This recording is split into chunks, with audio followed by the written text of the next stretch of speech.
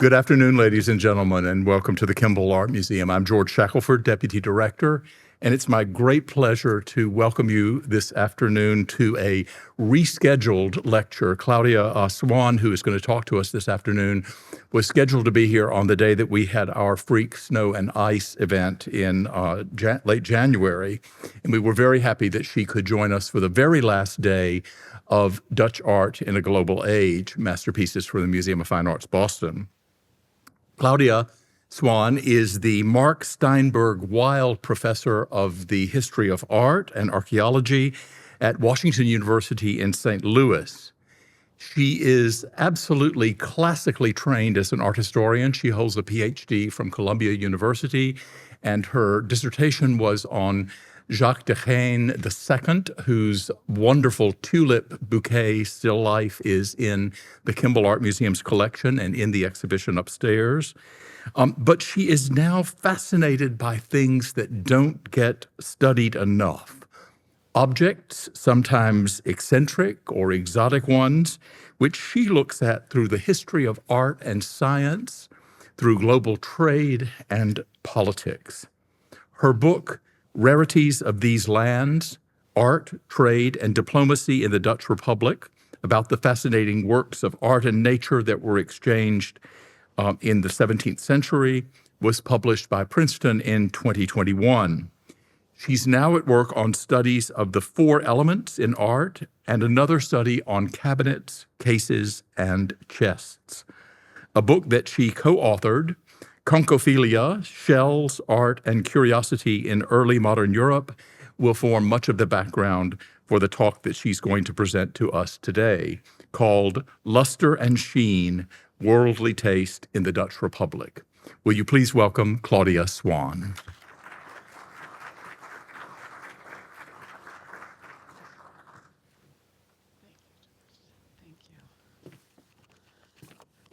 Thank you very much. Thank you, George. Thank you also, Nancy Edwards. You've been incredibly welcoming. I'm thrilled to be here. It's my first, and I hope not anywhere near my last visit to Fort Worth and to the museum. It's been wonderful. And I regret to take you away from the splendors of the show upstairs, but we'll only keep you for a brief period of time to talk about some issues related to it. Such an extraordinary sort of a museum within a museum, as it were, the show upstairs. But without further ado,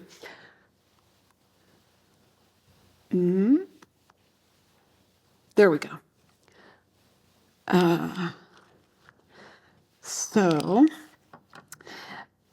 You may or may not have seen that there is a book that accompanies, to some extent, the exhibition, and the book goes quite a far way to introduce or to sort of shift the emphasis from the Dutch Golden Age, Dutch art of the Golden Age, which is a chestnut, a long-studied way of thinking about the 17th century in the Dutch Republic, to Dutch art in a global age. And in the introduction to that wonderful book, the author writes, one of the primary curators of these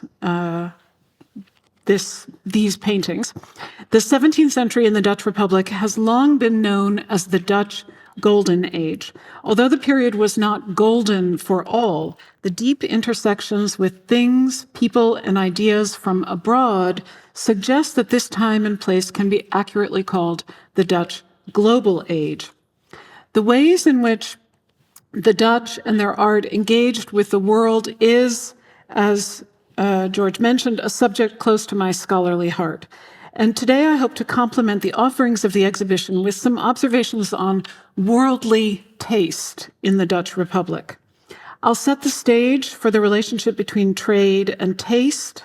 I'll share with you a few examples of how taste was practiced, and conclude by elaborating on one specific feature of 17th century Dutch taste, the predilection for luster and sheen.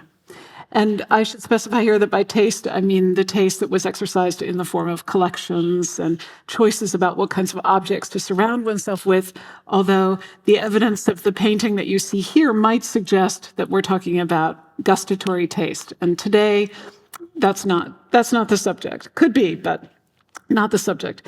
Now, speaking of luster and sheen, it occurred to me, stick with this painting alone for the duration of the talk. These tatse, as they're called, these bowls, or Golden Age super bowls, if you'll excuse me, offer up lots to reflect on. And it's really splendid that the exhibition includes objects from the time. To me, this is a real treat. I show you here a comparison between a painted version of not this specific bowl, silver gilt bowl, but of the sort of bowl that is depicted in the still life by De Heem, a kind of still life that has been characterized as an ostentatious still life. In Dutch, we say these are pronk stillnevens. Pronk means to show off or to be ostentatious. So these are still lives that feature lots of goods. Oh, sorry, I'm getting ahead of myself. I wanted to go back to the full image just for a moment and give you a sense. So this showing off of all kinds of goods, including, as I said, the super bowls. The Dutch Republic, a sovereign nation state recognized as such in 1648, was forged in the crucible of global encounters, trade, and war. The principal war was what has come to be known as the 80 Years' War, waged by the 7 northern provinces of the Spanish Netherlands. They were originally governed by Spain. Those 7 provinces that make up the Netherlands as we know it today, to gain independence from Spanish and therefore Catholic dominion. And I show you here just one historical painting, not in the exhibition, but references to the kinds of battles that are being fought here are evident in the exhibition. It was an unsuccessful siege on the part of Spain to capture the Dutch city of Haarlem in the year 1573. The 80 Years' War began in 1568 and lasted until 1648. And of course, nobody fighting the war knew that it would be the 80 Years' War, but it was ongoing war and battles throughout that period of time until those seven provinces were recognized as a sovereign nation state. And this is just an extraordinary, it is a historical painting, a documentary painting, but it shows both battle being waged on the water. This is a lake that has since been dried or poldered outside of the city of Haarlem, identified by the cathedral, St. Bavo, and the battle is also being waged on land. This explosion, if you look at the detail, if one looks at the painting in detail, you can see bodies flying into the air in the explosions. So it's important to think of this, or to recognize this as a period of war, ongoing war. The hard-won independence of the United Provinces, as they were known, was also won in far-flung battles against the Spanish and the Portuguese overseas. Those battles were waged in the name of trade first, and the larger war underway in Europe second. The fruits of those battles, the booty the Dutch gained by force at sea, were likewise of great economic value. Dutch independence was both religious and economic, and the bustling metropolis that 17th century Amsterdam became was the product of those ideals. This is to say that the worldly republic was as informed by high ideals about economic and religious independence as it was driven by the pursuit of lucre and loot. And this is a theme that emerges in the imagery, 17th century Dutch imagery, very early on. This is a detail of a much larger print. It shows a number of figures against the backdrop of the city of Amsterdam, so seen with the harbor in the middle distance. And here in the foreground, we have an allegorical depiction of the Maid of Holland, so an allegorical depiction of the province. She's holding the crest of the city of Amsterdam and a ship, which symbolizes one of the sources for the great wealth of the city and of the provinces altogether. What I love about this is that it shows here are a bunch of merchants discussing the background, but it shows various individuals who represent far-flung places and animals as well. You see the penguin in the foreground, there's a camel as well, who are bringing their wares to Amsterdam in this case, delivering them as if, delivering them in tribute to a goddess. This is not, needless to say, how trade actually worked, but this is how the Dutch represented it from very early on as a place that was naturally in receipt of these worldly goods. This large picture, painted in 1599, the return of the second expedition to the East Indies, heralded a new era in the Dutch world. We know from contemporary chronicles that on the day depicted, the 19th of July, 1599, church bells rang out and shots were fired in celebration of the momentous maritime event shown here, the return of the second Dutch fleet to the east and the first that was considered a success. So a return to Amsterdam from the east. In the painting, the weather is glorious, with just enough of a breeze for a show of Dutch colors in the many flags and pennants.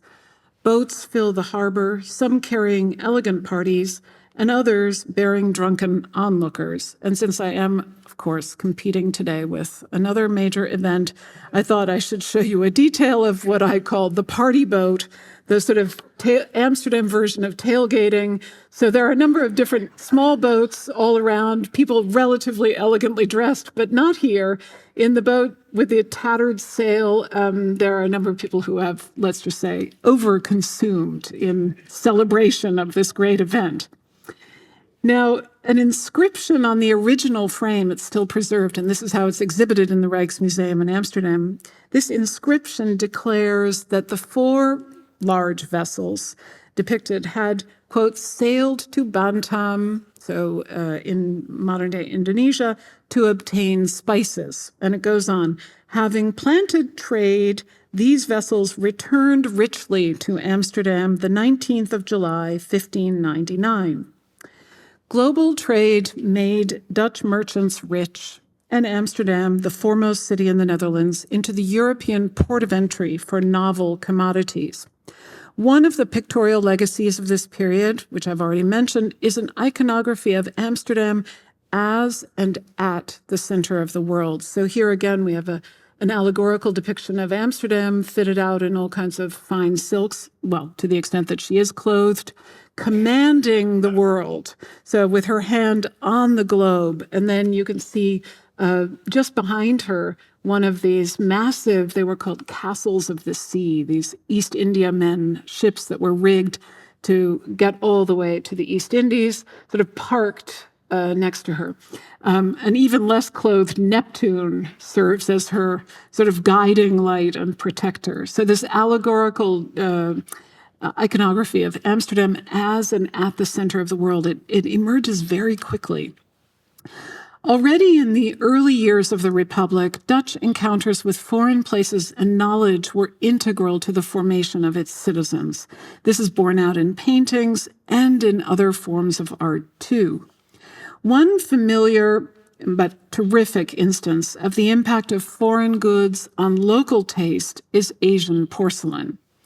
In the first decades of the 17th century, upwards of 500,000 pieces of porcelain arrived in the Netherlands, much of it looted from the Portuguese. It was not obtained in fair trade, but it was looted from the Portuguese, with whom the Dutch were at war. So it was truly war booty.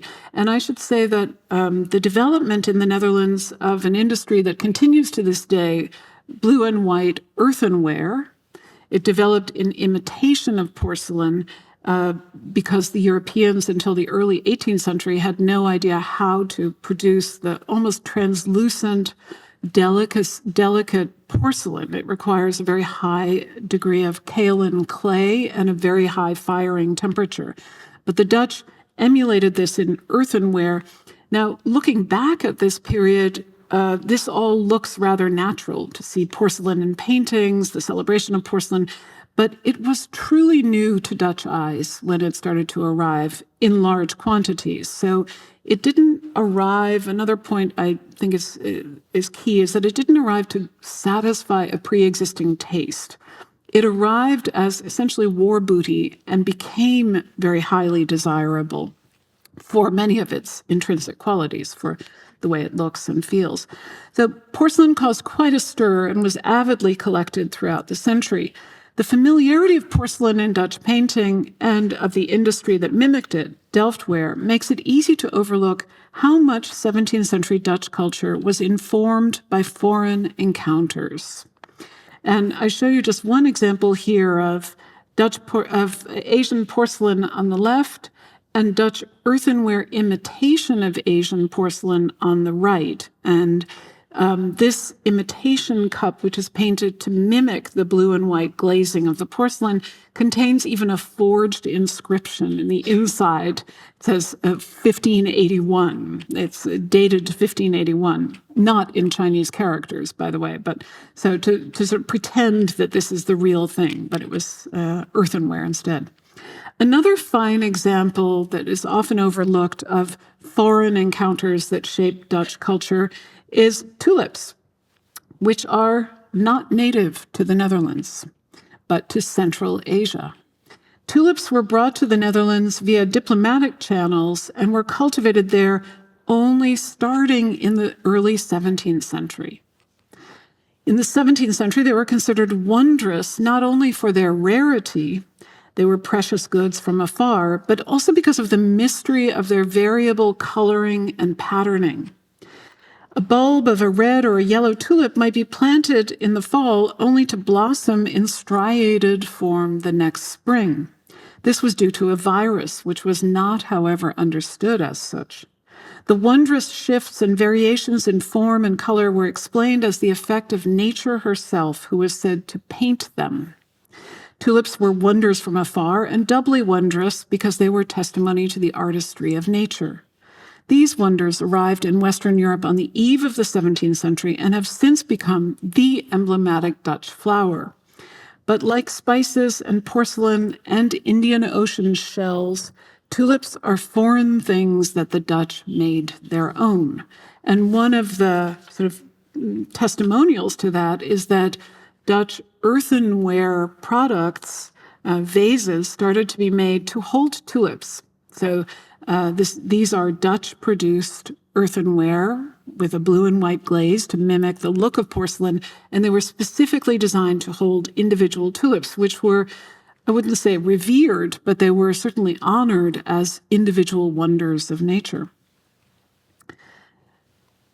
Now, this matter of foreign goods is that came into the Netherlands and by which the Dutch sort of made themselves, or that they made their own, is a subject I've recently written an entire book about. Shameless self-promotion here. My book, Rarities of These Lands, asks how foreign encounters that shaped the nascent Dutch Republic, this new nation state, figured in material culture and in art. It is, as you can judge by its cover, about art, trade, and diplomacy in this new global age. And that is all well and good and interesting. But today, I want to do something a little bit different. I want to try to complement our experience, or your experience, of the sorts of works that were produced in this context, that is Dutch art in a global age, with a closer look at the taste, the aesthetic predilections of the people of the time. A taste I call worldly taste, as it was predicated on and enabled by access to foreign goods. And I'm talking about not these people in particular, but maybe these sorts of people who are depicted in portraits that are hanging in the exhibition. On the evidence of these paintings, just these paintings alone, we can make some quick assertions about the taste of the sitters depicted. Cunera van Beersdorp, who is depicted here on the left by Frans Hals, and the unidentified woman sitter in the painting at the right, depicted 40 years later, are decked out in exquisite garb. And one of the things that tends to get overlooked is that Dutch portraits often feature sitters wearing black. And generally speaking, this is seen as sort of understood to be sober and even modest. And within a republic where Protestantism was the state religion, it's often understood as a form of Protestant modesty. Black, however, is the most difficult color to obtain in dyeing textiles, and specifically in silks and satins. So both of these women, and especially Kunira on the left, she is wearing some of the most refined and certainly most expensive fabric available at the time. It is an exquisite outfit of black silk damask, and there's a lot of fabric in her dress alone. She's wearing a millstone collar, which is a whole lot of linen. Sometimes these were also lace. It's a really elaborate production. Her lace cap, her lace sleeves. This woman on the right is wearing a simpler collar, but nonetheless, these are women who are dressed to the nines. This is also in evidence in Kunira's jewelry, the fan of the woman who is seated alongside her man-spreading husband. And then the interior of the Van der Neer painting on the right is likewise highly refined. So these gold-stamped leather wall coverings became very highly prized in the later part of the 17th century. And note the Persian carpet. Persian carpets were kept on the tables, even through my grandparents. My grandparents were Dutch. Grandparents' generation, because they were so precious, they were not put on the floor, but they were put on the table. And then the marble floor as well. Not to mention the sort of racy painting above the mantle. That's another story, but not for today. But these figures are in various ways representatives of worldly taste of the time. It obviously took quite a lot of backing to supply them with these worldly goods. Now, the English traveler Peter Mundy visited the Netherlands in 1640, and his journal entries are rather famous for describing the Dutch predilection for paintings. He noted paintings everywhere. He said, "As for the art of painting and the affection of the people to pictures, I think none other go beyond them. There having been in this country many excellent men in that faculty, some at present, as Rembrandt," so he recognized Rembrandt in 1640, "all in general striving to adorn their houses, especially the outer or street room," that would be a room that you could see from the street, "with costly pieces." And then he goes on, he says, "Butchers and bakers, not much inferior in their shops, which are fairly set forth. Yea, many times blacksmiths, cobblers, etc., will have some picture or other by their forge and in their stall." And this is a passage from his 1640 journal that is cited everywhere, that all the Dutch owned paintings. Interestingly, he goes on, "Also, their other furniture and ornaments of their dwellings are very costly and curious, full of pleasure and home contentment, as rich cupboards, cabinets, etc., imagery, porcelain, costly fine cages with birds, etc." So, and he says, even in houses of indifferent quality. This tendency, or what he notices, which is the collection of objects beyond paintings, is something I think we tend to overlook. It's easy to overlook because paintings are so wonderful as sort of windows into the past. But these other kinds of objects that were collected are what interest me. A great deal of worldly taste was predicated on and enabled, as I've said, by access to foreign goods. In some cases, that access was direct. Oh, yeah. Speaking of what people had in their houses, I need to just show you parenthetically an image of a form of material culture of the 17th century that is not as well known as paintings. These are so-called doll houses. I prefer to call them women's cabinets. They are collections that were put together by women. There are 4 of them on exhibit now on a permanent basis in the Netherlands, but we have records of many others. They are very large, essentially they are models of the houses that women occupied themselves. Now, the house and even these cabinets would have been paid for, in most cases were paid for by the women's husbands, but this was the domain of women, sort of where women collected. They collected replicas of their own furniture. In some cases, they commissioned painters who painted paintings in their homes to paint miniatures for their so-called doll houses. They're called doll houses because the individual rooms did contain, and some still do contain, little dolls. This is the so-called art room of the house that I just showed you, or the cabinet that I just showed you. And I love this because the dolls, which are, of course, just stiff dolls, but they look to me like they're just exhausted by looking at all of that art. They're sort of overwhelmed.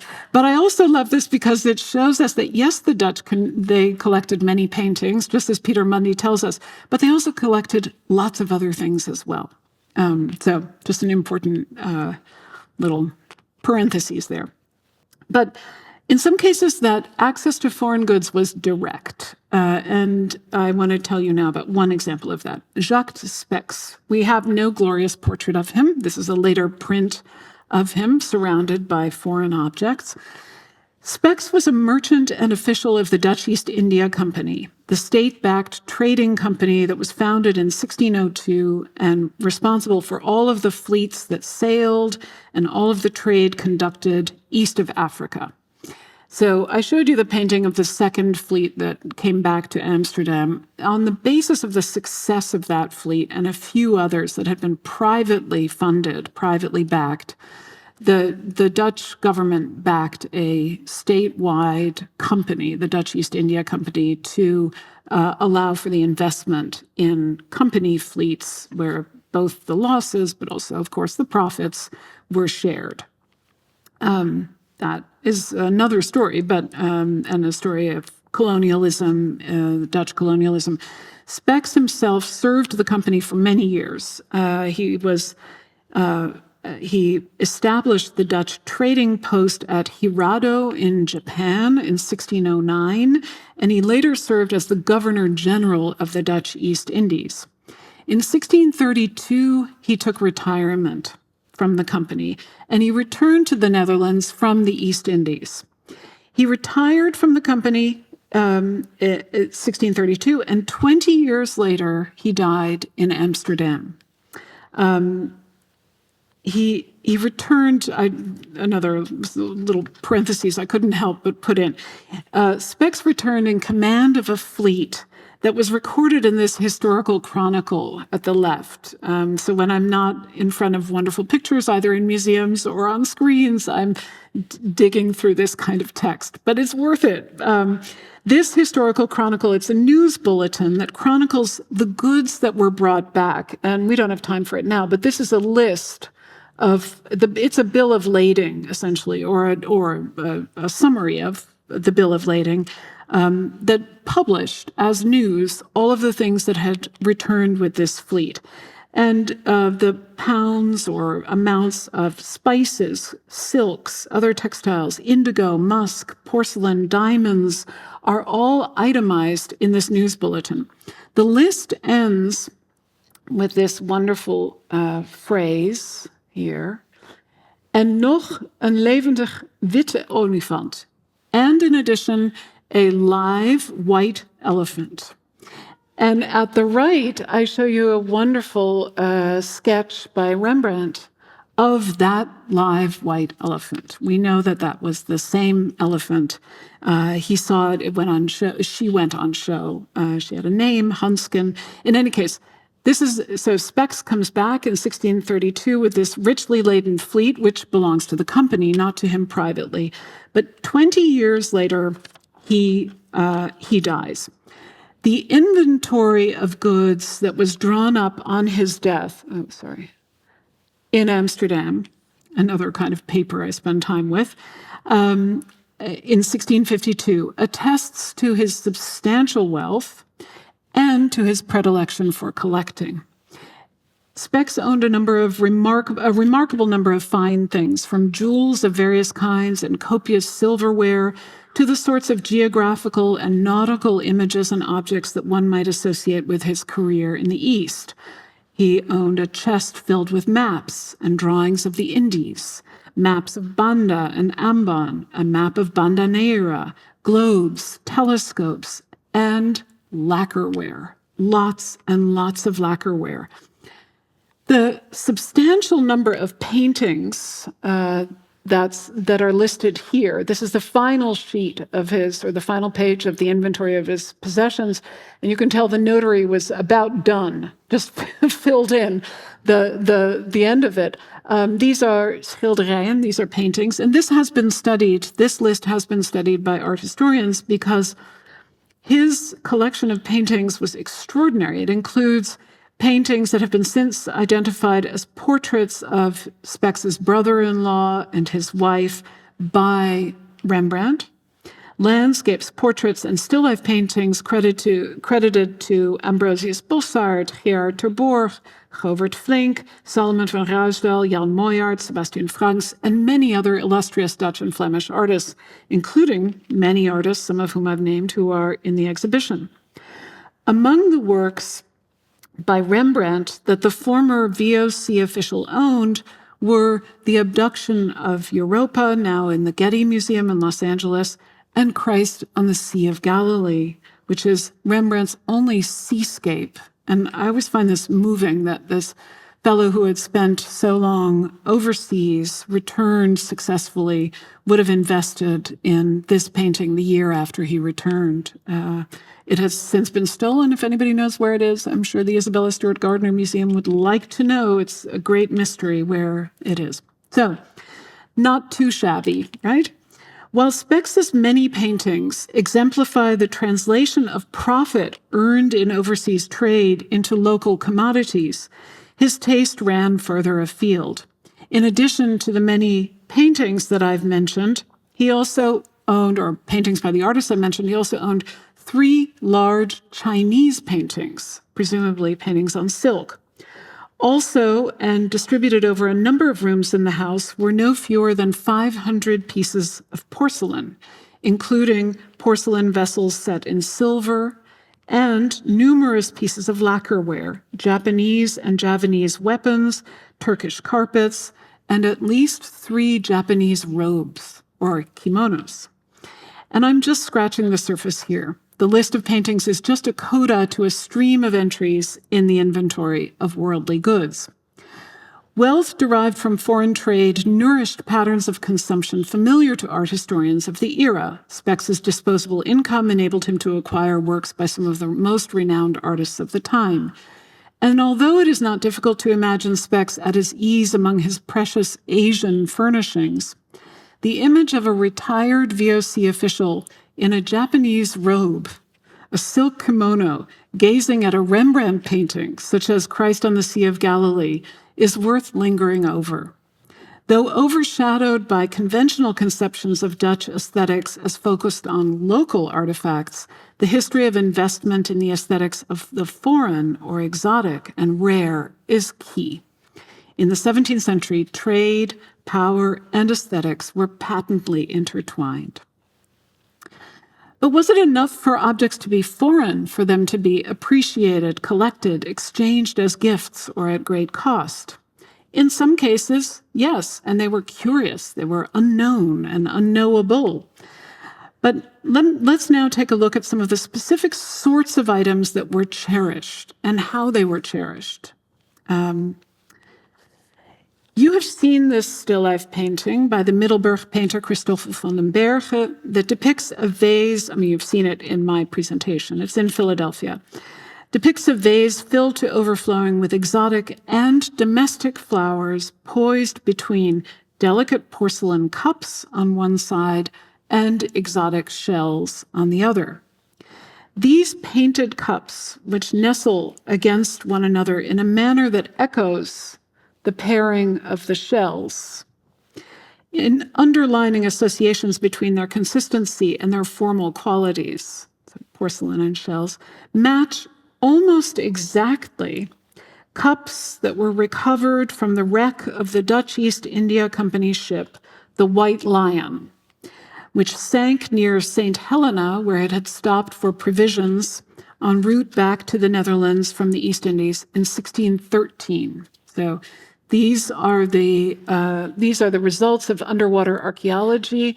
They are displayed in the Rijksmuseum in Amsterdam. It's one of my favorite displays because, I just find it so moving that these objects have survived at the bottom of the sea. They were excavated in the 1970s, and they include rice wine cups, porcelain dish, a shell, of course, and this, which is petrified pepper, which survived in petrified form.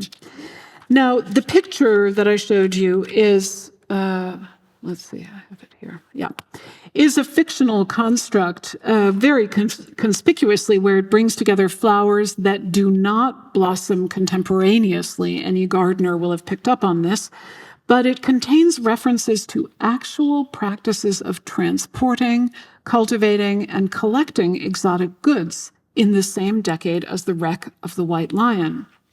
So the rice wine cup that Van den Berg painted in 1617 matches almost exactly the sorts of porcelain cups excavated from the wreck of the Witte Leeuw, which sunk in 1613. I'm not saying that the painter was somehow, prophetically painting things that were lying at the bottom of the ocean. What I'm saying is that the painter in 1617 is depicting a kind of porcelain cup that was clearly brought back by the Dutch from the East Indies in this decade. And the same is true of the shells. So I showed you the shell that had been recovered from the wreck, and here you see that it is very close to one of the shells that Van den Berg depicts in the painting. Now, and this is the part that I love, neither shells nor porcelain are listed on the official bill of lading of that ship. The VOC was exacting in its records, which makes it very easy to study its practices, and wrote down everything that was loaded onto ships that left the main port in Bantam, in this case. But that bill of lading contains neither shells nor porcelain. So how do we solve the mystery of why they are at the bottom, or they were at the bottom of the sea with the hull of the ship? What do you think? Van den Berg's still life, painted 4 years after the Witte Leeuw went down, contains the sorts of specimens that were, we can deduce from their absence in the written record, transported as contraband. Probably stashed away in the lockboxes of captains or sailors, precious porcelain and shells were brought back as mementos, or even to pawn at the quays upon return, where we know eager collectors went to see what they might acquire fresh off the incoming ships. Procuring these highly valued collectibles from afar was complex, laborious, expensive, and clearly worthwhile. In other words, or bringing them back was clearly worthwhile. So that's the only explanation that makes sense, is that they were secreted away to either keep them on return to the Netherlands or sell them. Many a collector collected shells at the time, in spite of, and even perhaps because of, their cost and rarity. And this is, of course, attested to in paintings that preserve the likenesses of shells. One of them is the second person I want to introduce you to today, the second and last collector. The Leiden-born merchant, patron of the arts and collector, Jan Goverts van der Aar, was passionate about curious things, including unusual flowers and shells. In a 1597 letter to his friend, the botanist and naturalist Carolus Clusius, from whom he hoped to obtain something unusual, van der Aar admitted, quote, "I desire things that are rare and appealing, and I covet colorful flowers. The rarer they are, the more covetous I am."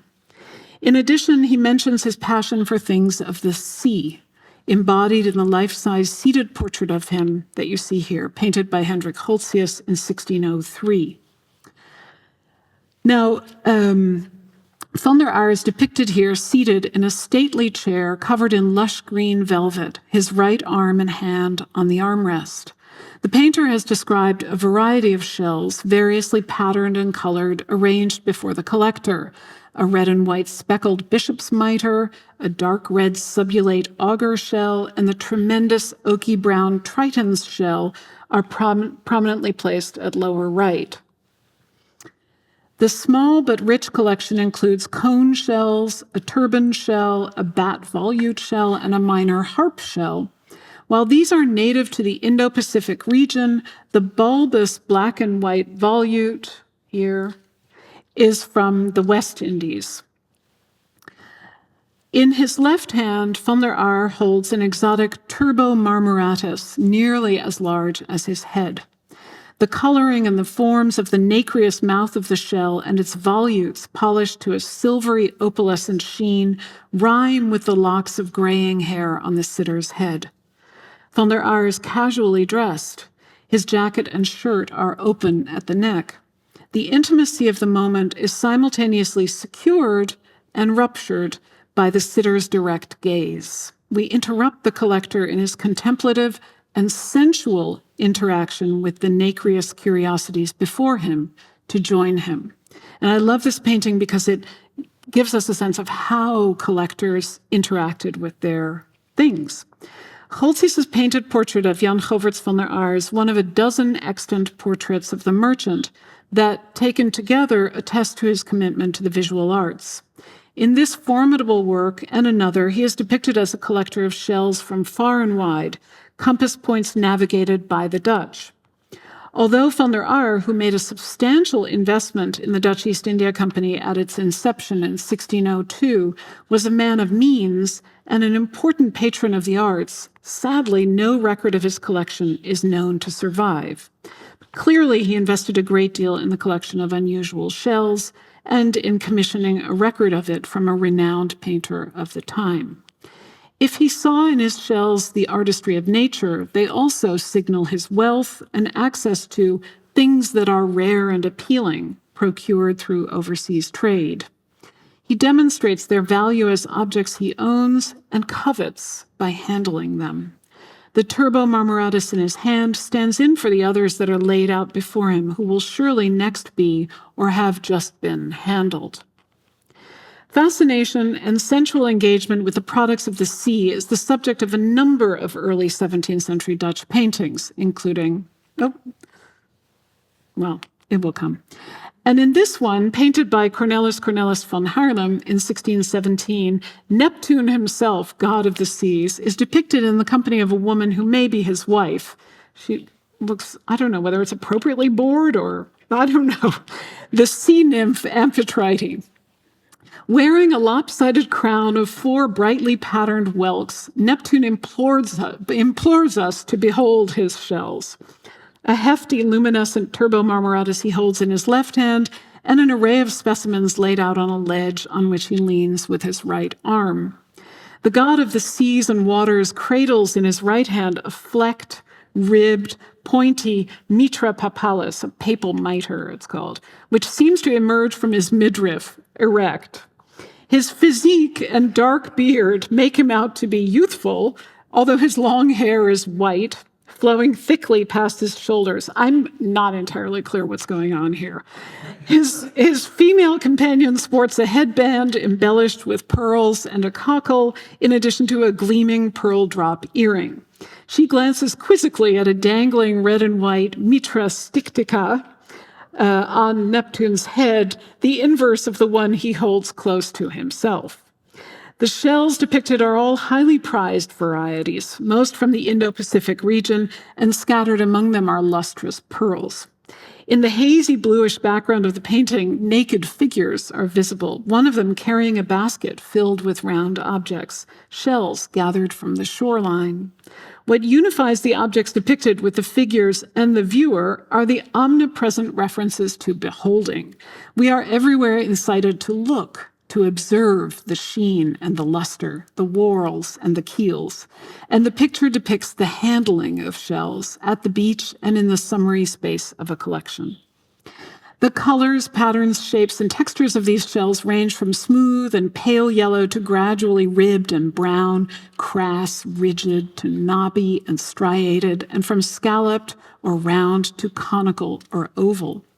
Like the collector von der Aar, Neptune holds aloft a turbo marmoratus that is in itself a study in shape, texture, and luminosity. The lip of the shell is almost doughy and seems to have been pressed open at its outer marbled green and white edge. The rim of the nacreous cavity gleams brightly. The blurry white highlights on the outer shell are the result of the shell being polished and, of course, of the painter's craft. Perhaps more than any of the others, but certainly in combination with the papal mitre that Neptune points at it, the slippery, bulbous, firm turbo marmoratus is sensual to the point of being sexy. Inside lies a world of sheen, the stuff of nacre, mother of pearl, for which turbo marmoratus shells continue even now to be prized.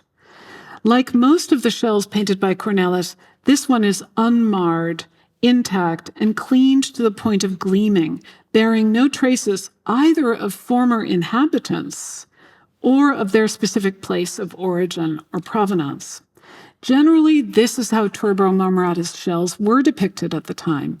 Notably, though, on the ledge just below, directly in the middle, is an unscraped, unpolished turbo marmoratus, closer in appearance to what the figures on the beach might find than what Neptune is holding.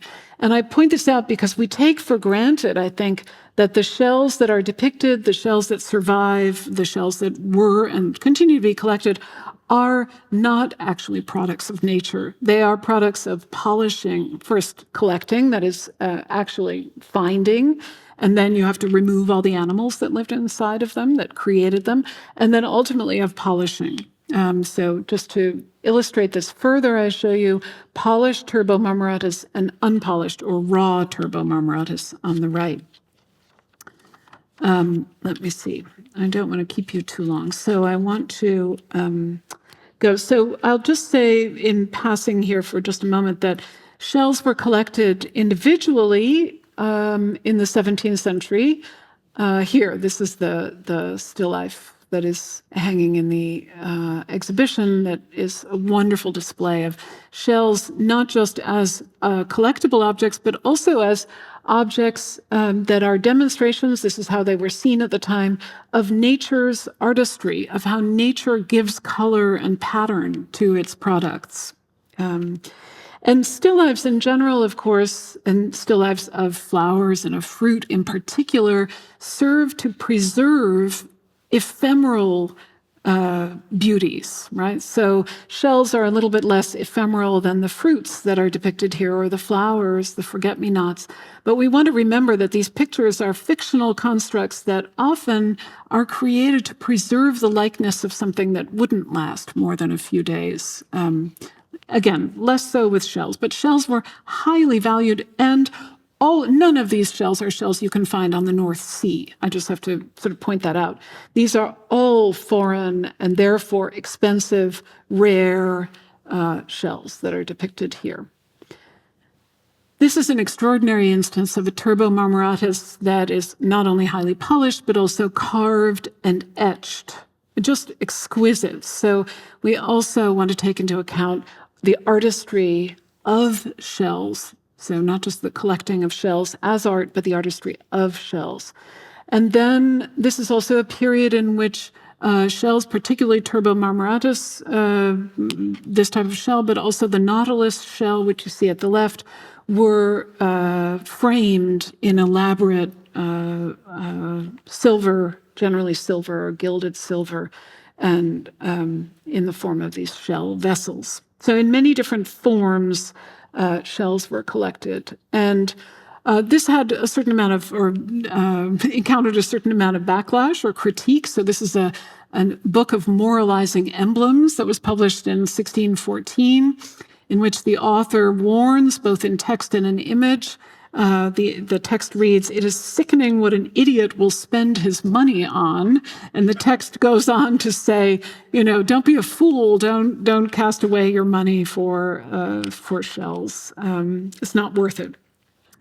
So the love of shells, or conchophilia, and that's the title of a book that I have co-written, was socially contagious and lucrative. I mean, okay. The Dutch poet Philibert van Borselen wrote an extensive poem published in 1611 called The Beach. It's endlessly interesting and also sort of endless. But in it, he invokes objects made in the East Indies with mother-of-pearl inlay from the nautilus shell, mentioning tables and chests and game boards. So like shells themselves, mother-of-pearl inlay objects, now this is a Dutch product, but Asian mother-of-pearl inlay objects were also imported in increasing numbers over the course of the 17th century. And they inspired local production, especially in Amsterdam, and especially by this one craftsman who was a goldsmith by training and then developed an expertise in inlaid tableaus of mother-of-pearl. Dirk van Rijswijk's nacreous tableaus were inspired by Namban lacquerwork, Asian lacquerwork made for export. And they include these beguiling works that consist of polished, incised, here I have an example of Namban export porcelain, Namban export lacquerware. This is a chest that includes inlaid mother of pearl. This does not, but it's an instance of lustrous and shiny foreign objects that did, in turn, inspire local production. And so Dirk van Rijswijk is taking his cues from those kinds of objects when he makes these elaborate tableaus. This form of artistry was highly celebrated during van Rijswijk's life and highly celebrated for its relationship to foreign goods. So the foremost Dutch poet Joost van den Vondel wrote about works by van Rijswijk. From now on, one does not have to travel to China, to cross so many seas, to speak with the Chinese in Beijing's impressive palaces. That art can be found in full splendor at van Rijswijk's house nearby. And I should say China was a stand-in for all of Asia, so without distinction between China and Japan very often. At this time, too, members of the Belliken family in Amsterdam gained renown for their carved shells, works whose artistry lay as much in the forms they rendered on the shells with the use of a burin, so an etching or an engraving needle, basically, and ink or charcoal, as in their carvings, by which they elicited extraordinary patternings from the natural forms. So lustrous items such as shells, lacquerware, porcelain, polished woods, stones were esteemed in a number of ways. Pricier than other objects, they were collected by members of the elite and of the new merchant class that rose in the 17th century, and factors of luster and sheen were often prized verbally, but also in the emulation of other works. Like shimmering shells and opalescent conchs and the mother of pearl with which it was often inlaid, ebony, too, is representative of 17th century Dutch taste for the sheen and the gleam of highly worked foreign materials, or worldly taste. And I will simply show you a number of examples now of works in ebony. So these are works, three different craftsmen, but different works in ebony, which is a extremely hard, extremely black, dark-colored wood, not native to Europe, to both Asia and Africa, that became very popular in Dutch furnishings. Here's where I'm sort of jumping out of the frames of pictures to look at what other kinds of things the Dutch were collecting.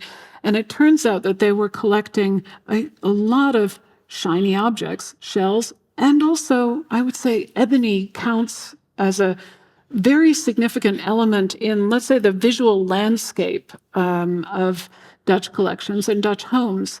So ebony was highly prized. It was native to the uninhabited island of Mauritius, among other places, but the Dutch captured Mauritius, guarded it very heavily, and imported to the Netherlands a great deal of ebony. And I show you here, just as an example, a painting that features three different instances of ebony. So a mirror in an ebony frame, a painting in an ebony frame, painting behind a curtain to keep it dust-free, and a chair that may indeed, I think, also is made of ebony. So it truly was abundantly available, at least among collectors. The number one ebony worker in Amsterdam, who is really an artist in his own right, is this fellow here, depicted in 1640 by this beautiful portrait by Rembrandt. It has aged very well. His wife, they've been separated. The pendant portraits have been separated for quite a while. She is in the Hermitage, and she has not aged quite as well. The painting hasn't, but it's a gorgeous portrait of Herman Domer, who was famed during his lifetime for his ebony work. And the Rijksmuseum now owns two chests that are his work. This, which is dated with inlaid mother of pearl, so there's inlaid mother of pearl throughout, but it's also dated to 1632. And this larger chest, also with inlaid mother of pearl, undated, but that was in his widow's inventory when she died, after he had died, and was extremely highly valued at the time. Now, in light of all of this, I found it very interesting to discover in the archives that in 1620, in the Dutch city of The Hague, an artisan received a patent for a technique that enabled him to polish whalebone in a manner that achieved spectacular luster and sheen, luyster and glans, comparable to the highly favored and more expensive foreign hardwood, ebony. So he actually received a patent to produce this high level of sheen. And this was what kicked off my interest in luster and sheen as key components of Dutch aesthetics, especially within the context of foreign trade in the 17th century.